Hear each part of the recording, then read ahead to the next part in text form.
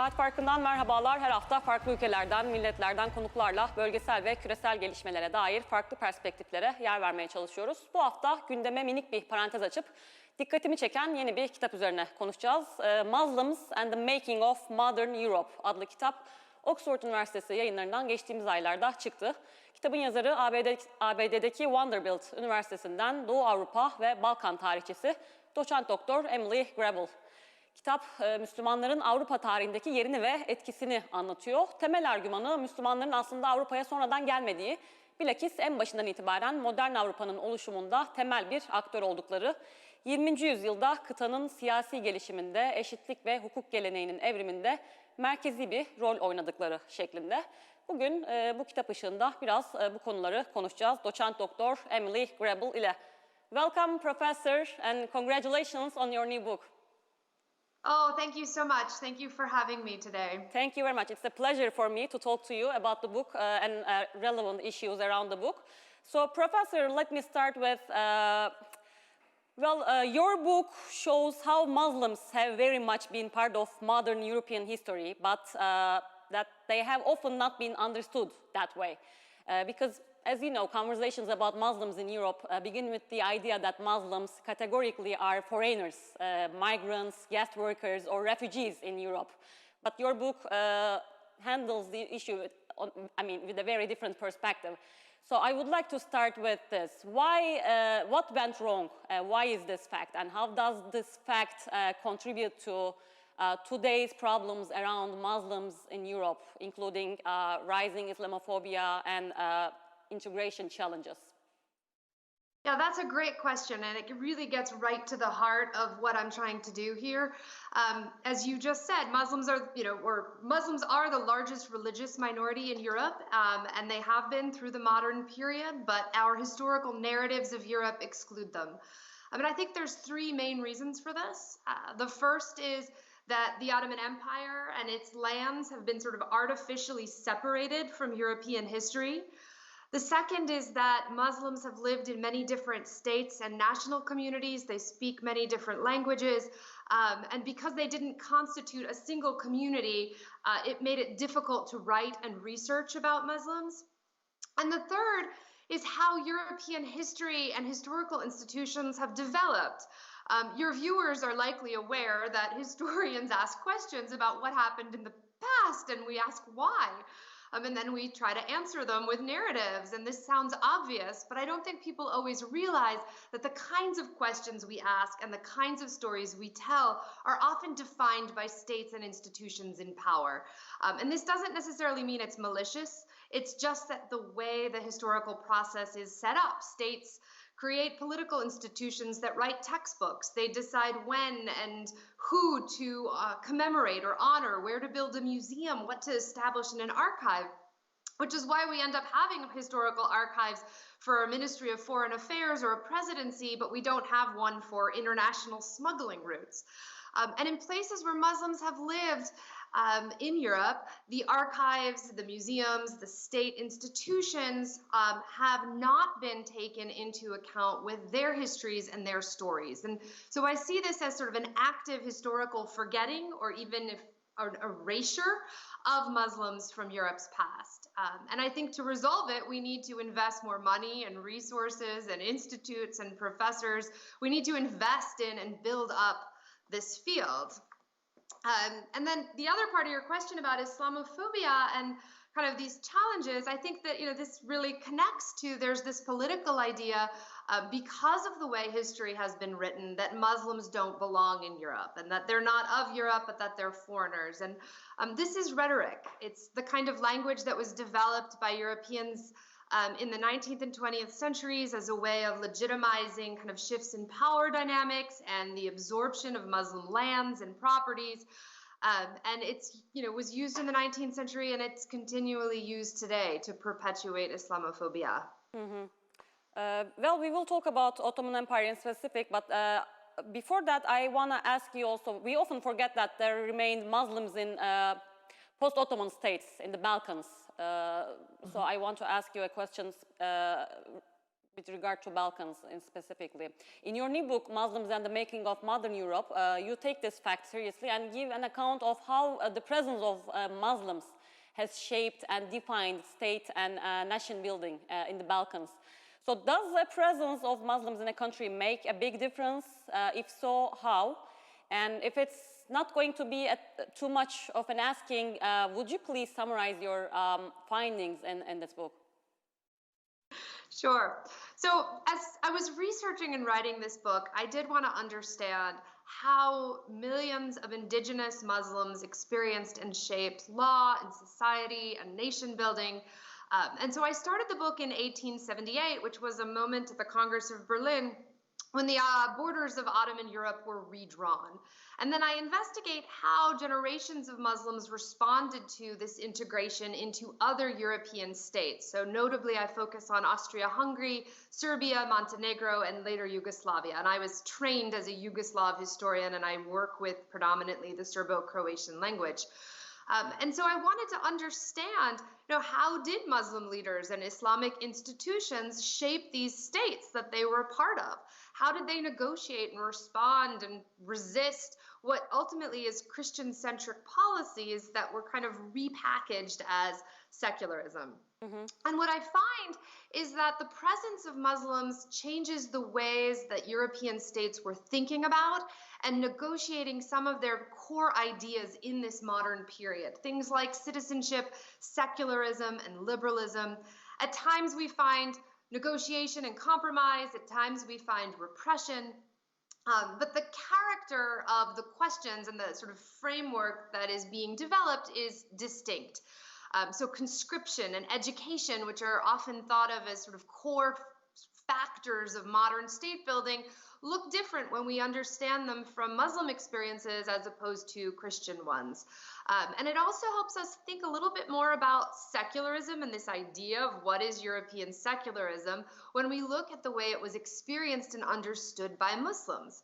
So I try to think about, why are Europeans comfortable with laws that ban factory work on Sundays or close stores on Christmas or Easter, but when Muslims ask for accommodations for Ramadan or Friday prayer services, suddenly that's an incursion of Islam into European secular life.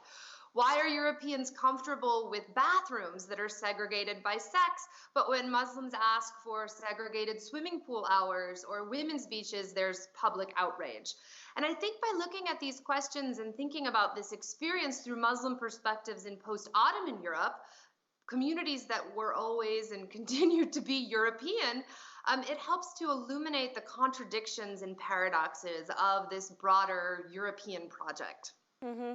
Well, Professor, you also mentioned these notions, secularism and other, and there are some never-ending debates such as Islam versus democracy, Islam versus secularism, Islam versus nationalism, and so on. And most of the time, they are portrayed as incompatible with each other. So does your book have any implications on any of these or similar debates? So as a historian of Europe, I'm going to give a European answer, which is that there's a myth that European secularism is free of religious influence. But Christian norms and values and ethics are part and embedded in European laws and projects. So the French Empire had different citizenship laws for Muslims. The British blasphemy laws developed to protect the Church of England. In Germany, people paid a percentage of their taxes to fund religious institutions. So secularism in Europe has always been about power and control, and that has been used as a way to control Muslims. So what does that have to do with these debates? I think that the debates of Islam versus democracy or Islam and secularism are ultimately set up in kind of disingenuous terms. The basic presumption of incompatibility suggests to us that there's a clear idea of what are European values, but who gets to decide what that is? And I think we're seeing, with recent political changes in parts of Europe, such as Hungary and Poland, that this idea that Europe shares a collective set of values that are grounded in liberalism or democracy or anti-corruption or gender equality or fundamental human rights is interpreted differently in different places. So I think we need to think about, these these debates in terms of Muslims are diverse, complex groups of people, just like any group of people. They're also Europeans. So they should have a voice in defining these debates, and they should have a voice in defining, how European political culture is responding to them.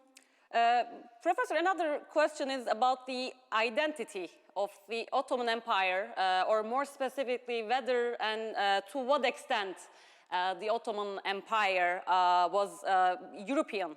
Was a European empire. Would you please clarify for us, what does it take to be a European empire? Is it just a geography, or there are political, economic, cultural requirements to be counted as a European empire? So this is a big question, and we actually have entire classes in the United States. It's semester-long classes that grapple with the idea of European empire. But I'm going to try to answer it briefly.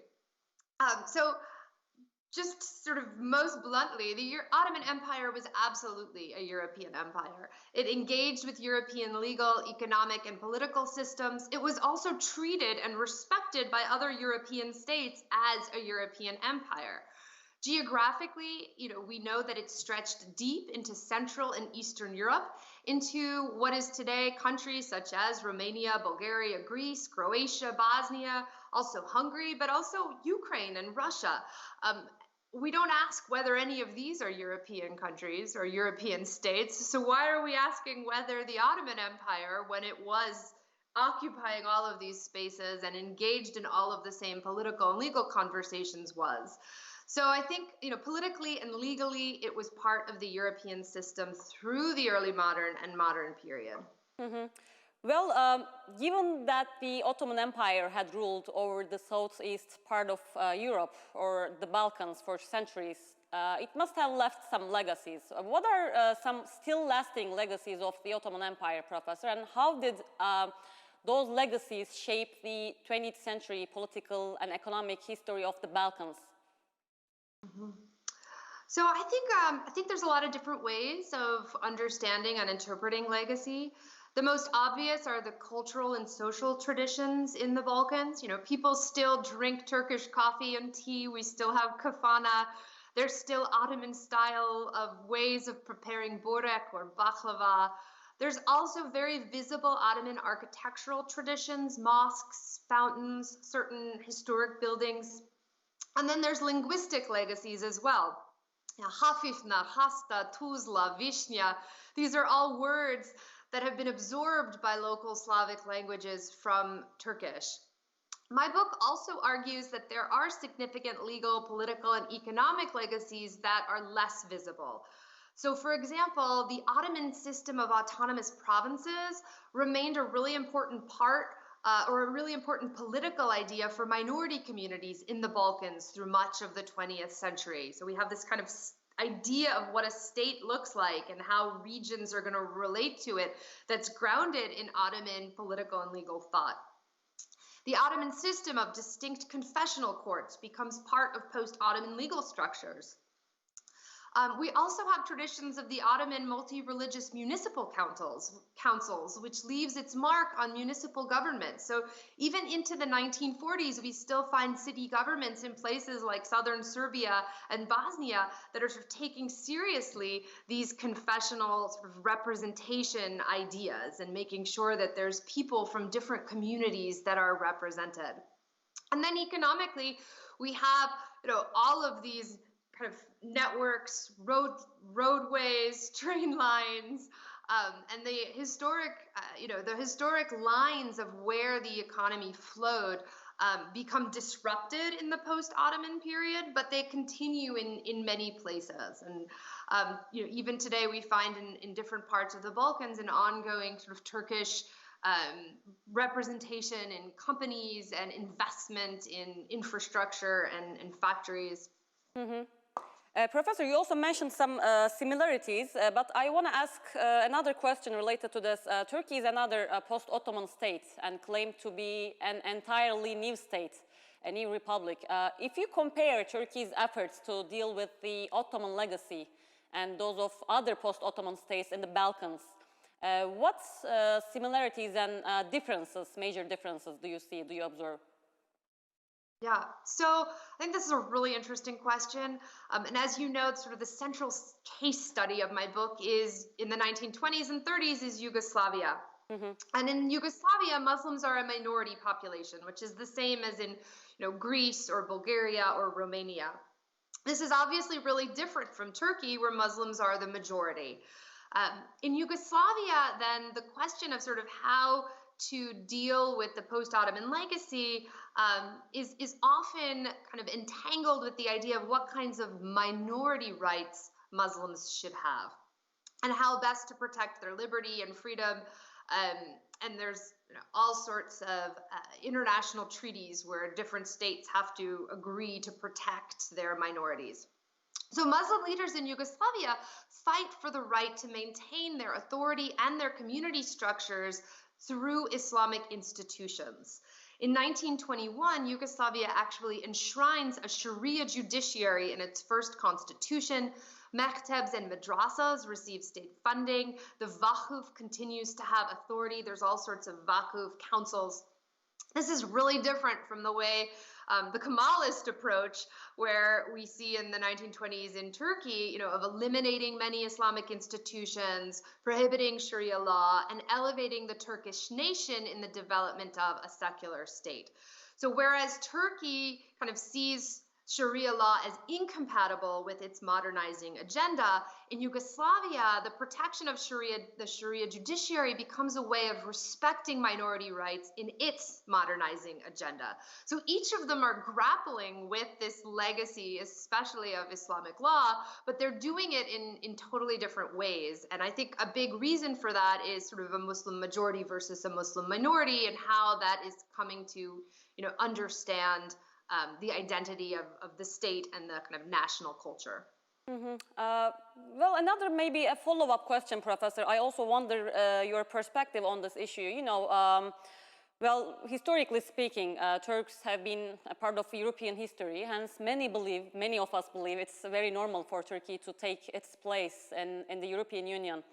And Turkey's efforts in this regard quite a long time. So what's your perspective on this issue? I know it's not a historical issue only, it's also political as well, but where do you see Turkey, Professor, between Middle East versus Europe, let's say, today?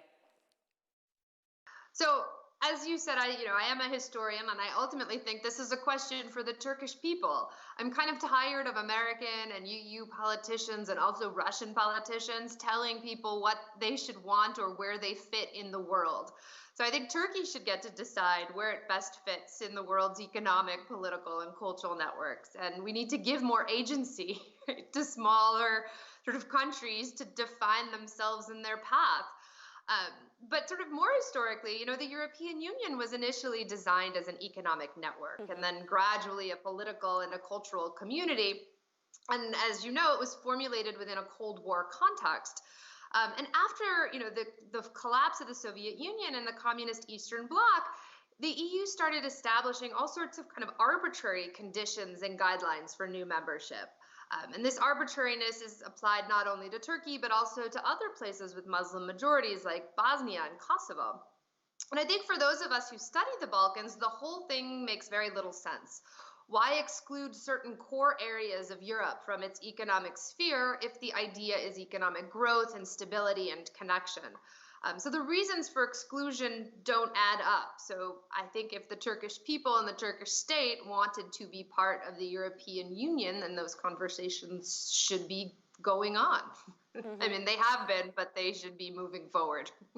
Fair enough. Well, I would like to end, because we have a limited time left, so I want to end with an even broader question. So it's going to be a very broad question. I'm warning you, Professor. As you well know, Eurocentrism or Orientalism is an accusation we often see raised against those Europeans and Americans or other Westerners who study Muslim societies and the Ottoman Empire. So how valid do you think this accusation is? And in what ways does Eurocentrism hinder Western understanding of the Muslim world and the Ottoman Empire? And more critically, Does your approach, which looks into modern institutions through Muslims' eyes, have any implications for this Eurocentrism and Orientalism debate? Yeah, that's another big question, right? I think this is absolutely a valid criticism. And as a non-Muslim, non-Balkan American historian, I think about this all of the time. And I try to think about how I can personally combat Orientalism and, quite frankly, racism that's often embedded in historical narratives about Muslims in Europe and about the Ottoman Empire and the Islamic world as told through European histories. There's also a lot of narratives about backwardness and othering that take place about the Balkans more broadly. So it's not just a question for me about the Islamic world, but also about this region that I study. So my research approach when I was writing this book and through all of my work is designed to think about how Muslims understood or experienced a certain moment. So I try to write in a way that places Balkan Muslim perspectives front and center. If Muslims experienced a moment as conquest, I try to call it that, even if history books describe it as expansion or national liberation. If Muslims are challenging the idea that rights or citizenship were a good thing in a certain moment, I try to take that as at face value and really use those criticisms in my analysis of the process. More personally, I try to challenge cultures of Orientalism and Euro-American centrism by actively engaging with Balkan historians and the public in their languages. So 2 weeks ago, I gave talks in Bosnia and Serbia, and everyone in the room spoke English, and it would have been fine if I spoke English.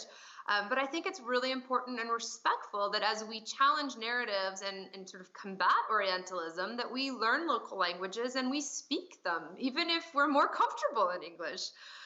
And I also try to make my work available in languages and engage and take seriously the criticisms that come from Muslim and Balkan scholars. Because I think overcoming sort of these issues of historical erasure and discriminatory frameworks that we started out with today really requires beginning from a place of respect. And I actually really look forward to engaging with Turks on my work as it evolves. And I've gotten some great feedback from different Turkish historians on my first book, which came out in Turkish translation a few years ago.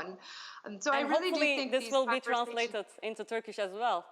Hopefully. It's coming out in Arabic, but I haven't yet heard of anything in Turkish. Well, I've read your book already, but hopefully it will be translated into Turkish so that the Turkish audience and Turkish readers also can read it, Professor. Thank you very much. Professor, by the way, just maybe one final question. I would like to get some of your comments on Russia-Ukraine war. What kind of, especially media coverage on this brutal invasion of Ukraine. What did you observe during this, especially European politicians welcome Ukrainian refugees, but not Muslim ones. So I would like to get some of your comments on the issue before wrapping up this conversation. Yeah, I mean, that's a tough question, but I think we are seeing, as you just said, that there's a differentiation in treatment between Muslim refugees and migrants and Ukrainian refugees and migrants in the ways that different European states are sort of opening their borders or not, but also in the ways they're talking about long-term instability. I know here in the US, there's been a lot of discussion about sort of why there wasn't a similar response to, for example, the refugee crisis from Syria. And I think that, connecting it back to some of the broader questions of my work, we think it forces us to think about how we're defining Europe and its values and what we want that to look like. And I think that, on the one hand, of course, this is terrible tragedy that we want to respond to, but as scholars and historians, I think we can also try to understand it in context and use it to make sense of the contemporary past. Thank you very much, Professor. Thank you so much for your time. Çok teşekkür ederim. It was a pleasure for me to have you. Thank you. It was a pleasure to be here. Thank you so much. Evet, Saat Farkı'nda bu hafta böyle gündeme minik bir parantez açtık ve Doğu Avrupa ve Balkan tarihçisi Vanderbilt Üniversitesi'nden doçent doktor Emily Greble'ı ağırladık. Oxford Üniversitesi yayınlarından kısa bir süre önce çıkan Muslims and the Making of Modern Europe isimli kitabı üzerine konuştuk. Müslümanların modern Avrupa tarihindeki yerini, etkisini, rolünü analiz ettiği Greble'ın kitabını konuştuk. Önümüzdeki hafta yine farklı bir konuyla, farklı bir konukla görüşmek dileğiyle. Hoşçakalın.